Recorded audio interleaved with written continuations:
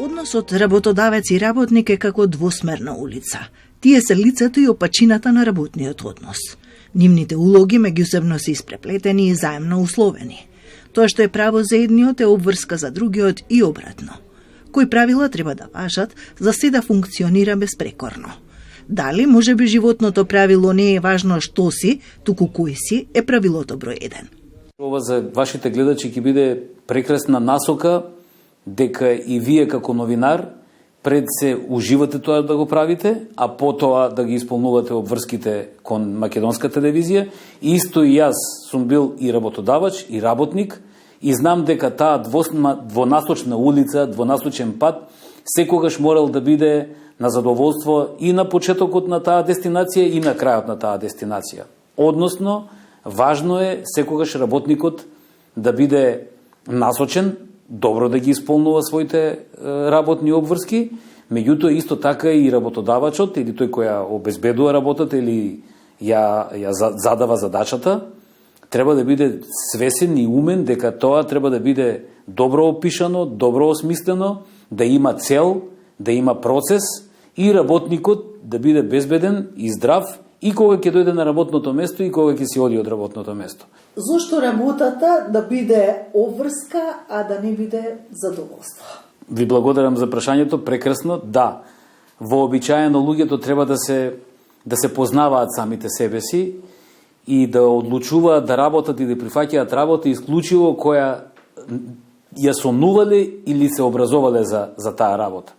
И затоа секоја работа треба да биде задоволство, со сериозна одговорност да се исполнува, меѓутоа постојано треба да се биде задоволен и среќен.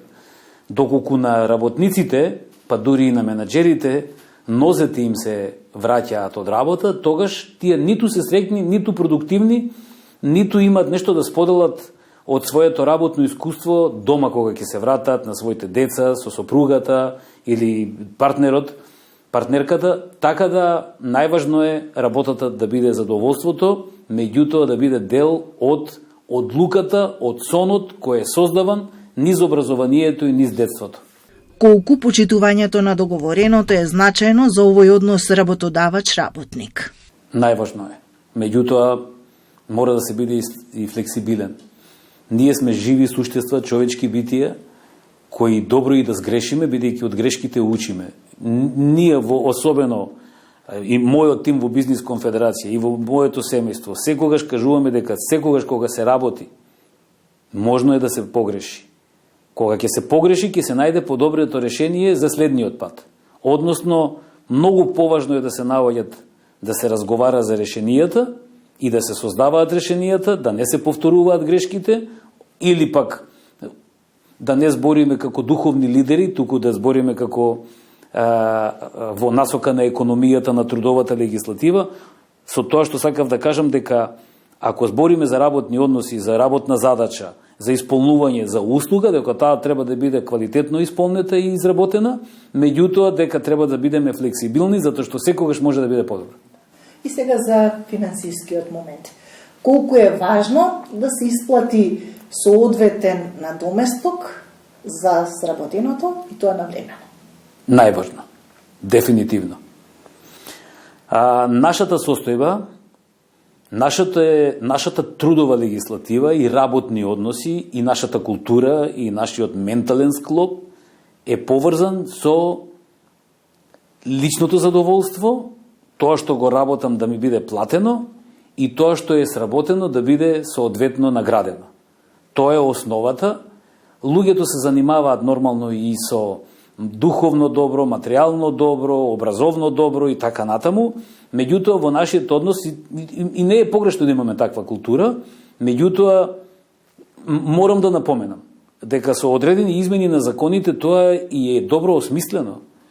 Нашиот закон предвидува, и законот за работни односи и законот за плати предвидува дека пријавата за надомест се случува до 5-тиот ден од месецот, а најдосната исплата на платата е до 15-тиот ден од месецот. Говорам за изработениот месец, предходниот и така натаму и така натаму. Знам дека луѓето слушајќи ке и гледајќи ке помислат на тоа дека се заостануваат плати, меѓутоа и за тоа има правен лек кој редовно се искористува. На вашето прашање, дали е важна платата и дали да треба да биде навремено, тоа е најважното нешто што треба да го исполнуваат сите работодавачи од приватниот и од јавниот сектор. Обезбедувањето здрав амбиент за работа и пристојни и безбедни работни услови, како и почитувањето на приватноста и слободното време на вработените, ќе го направат секој работодавач посакуван работодавач. Ние како демократско општество и како конституенти и членови на Обединетите нации и конституенти на Меѓународната организација на трудот, десетина години наназад ја потпишуваме на секои 2 години договорот за пристојна работа.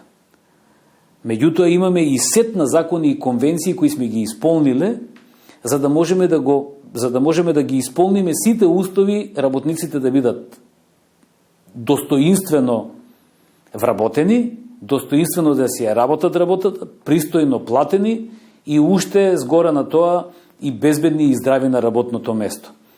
Некои закони ни се стари од трудовата легислатива, особено законот за работни односи и законот за безбедност и здравје при работа, меѓутоа тие се уште се актуелни и се уште имаат примат во заштитата на работникот по било кој основ. За нас најважно е во ова ново време, време на дигитализација, време на работа на платформи, електронската трговија, дигиталната економија, време на замена на работниците со одредени интелигенции и роботика, мораме да останеме свести дека мораме да се менуваме и мораме да се усогласиме за да бидеме повторно заштитени, да му дадеме примат на квалитетот, знаењето и духот на човекот и сите овие што ги спомнав алатки наназад, тие само да бидат како во служба и во корист на општеството, на граѓаните на човештвото. Ако сето ова се почитува, тогаш работата не би била обврска, туку задоволство.